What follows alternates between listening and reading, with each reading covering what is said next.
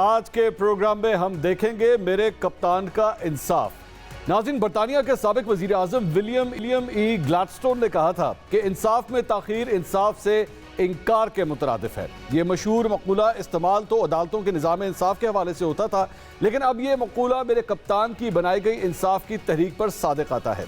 मेरे कप्तान ने 27 साल पहले तेज तरीन इंसाफ का नारा लगाकर तहरीक इंसाफ की बुनियाद रखी थी। वो टीवी इंटरव्यूज और जलसों में हमें बताया करते थे कि तेज इंसाफ के बगैर मुल्क तरक्की नहीं कर सकता। वो हमें यह कौल भी सुनाया करते थे कि कुफ्र का निज़ाम तो चल सकता है, लेकिन जुल्म का निज़ाम नहीं चल सकता। हम तो अपने कप्तान की बातों पर यकीन करते थे लेकिन मेरे कप्तान गालबन खुद इस बात पर यकीन नहीं रखते। यह वजह है कि फॉरेन फंडिंग केस हो या फिर तोशाखाना केस, मेरे कप्तान मुसलसल तारीख पर तारीख लेकर इन केसेस को लटका रहे हैं। बहस से गुरेज और वकला की तब्दीली से लेकर हाजिरी से इस्तिस्ना तक की दरख्वास्तों तक कोई ऐसा ताखीरी हरबा नहीं जो मेरे कप्तान ने इस्तेमाल ना किया हो। हम तो सिर्फ यही पूछ सकते हैं कि ऐ मेरे कप्तान, ये कैसा इंसाफ है। नाज़रीन, ऐसा नहीं है कि मेरे कप्तान अदालतों में ताखीरी हरबे पहली बार इस्तेमाल कर रहे हों। इससे पहले मेरे कप्तान के खिलाफ फॉरेन फंडिंग केस नवंबर 2014 में दायर हुआ। फॉरेन फंडिंग केस का फैसला लटकाने के लिए भी मेरे कप्तान ने एड़ी चोटी का जोर लगाया। इसी वजह से उस केस का फैसला होने में 8 साल लग गए और इसका फैसला अगस्त 2022 में हुआ। हम तो उस वक्त भी यही पूछते रहे कि ऐ मेरे कप्तान, ये कैसा इंसाफ है। अब तोशाखाना केस की 27 समातें हो चुकी हैं, जबकि मेरे कप्तान ने सिर्फ एक मरतबा अदालत में पेश होना मुनासिब समझा। हम अब भी यही पूछते हैं कि ऐ मेरे कप्तान, ये कैसा इंसाफ है। तोशाखाना का केस 21 अक्टूबर 2022 को इलेक्शन कमीशन के फैसले के बाद ट्रायल कोर्ट में शुरू हुआ। आज तकरीबन 7.5 माह गुजरने के बावजूद मेरे कप्तान हुसूल इंसाफ के लिए अदालत में पेश नहीं हो रहे। मेरे कप्तान, क्या आपने तहरीक इंसाफ की बुनियाद इसलिए रखी थी कि सियासी प्रेशर बढ़ाकर कानूनी कार्रवाइयों में रखना डाला जा सके? सवाल तो यही है कि मेरे कप्तान, ये कैसा इंसाफ है। मेरे कप्तान, आपने तोशाखाना केस के नाकाबिल समाअत होने के खिलाफ इस्लामाबाद हाईकोर्ट में अपील भी दायर कर रखी है। 4 जुलाई को हाईकोर्ट ने अपना फैसला सुनाते हुए यह केस वापस ट्रायल कोर्ट में रिमांड कर दिया और हुक्म दिया कि अदालत फरीकैन को सुनकर 7 रोज में फैसला दे। इस फैसले के बाद 6 जुलाई को जज हुमायूं दिलावर ने इस केस की रोजाना की बुनियाद पर कार्रवाई का आगाज किया, लेकिन आप और आपके वकील ख्वाजा हारिस मुसलसल 3 दिन अदालत के सामने पेश नहीं हुए। हम यही पूछते हैं कि ऐ मेरे कप्तान, ये कैसा इंसाफ है।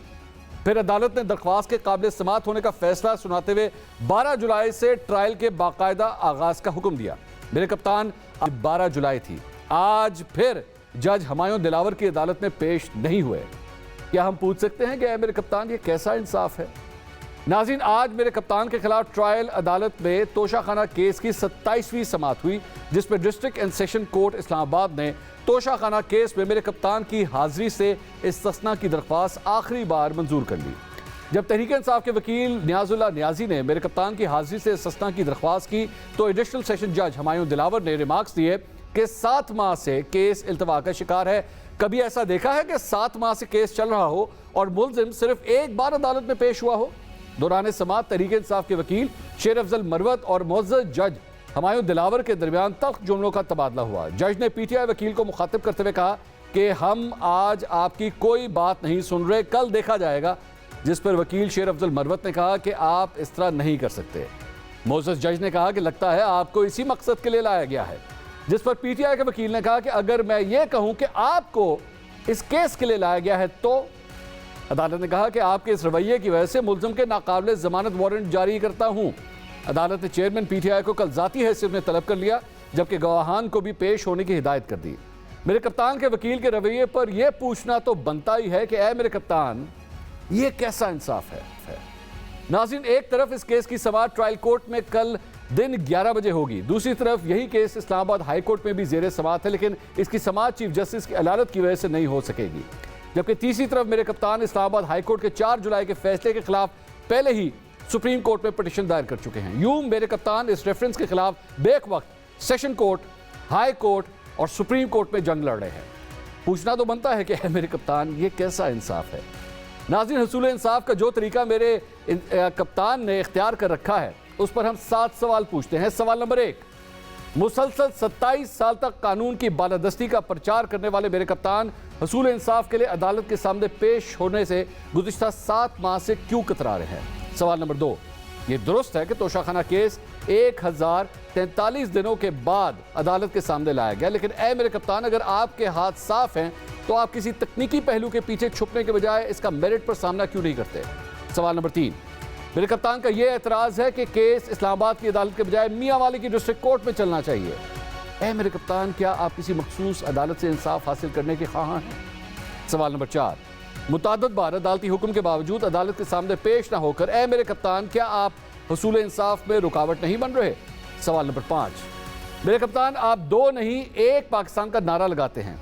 क्या अगर आम आदमी अदालत के हुक्म के बावजूद मुसलसल 7 माह अदालत के सामने पेश ना होता तो क्या मोअज़्ज़ज़ अदालतें यही रवैया रखती जो उन्होंने मेरे कप्तान के साथ रखा हुआ है? सवाल नंबर 6, तोशाखाना केस के हवाले से उठाए गए टाइम बार्ड और ज्यूरिस्डिक्शन जैसे एतराज़ात की कानूनी तौर पर क्या हैसियत है? सवाल नंबर 7, मेरे कप्तान, आपने मुल्क से बाहर बरतानवी अदालत में मशहूर बरतानवी ऑलराउंडर इयन बोथम के इल्ज़ामात का जवामर्दी से सामना किया था। वहां आप सच्चे थे, इसलिए आपने मुकाबला किया और जीत आपका मुकद्दर ठहरी।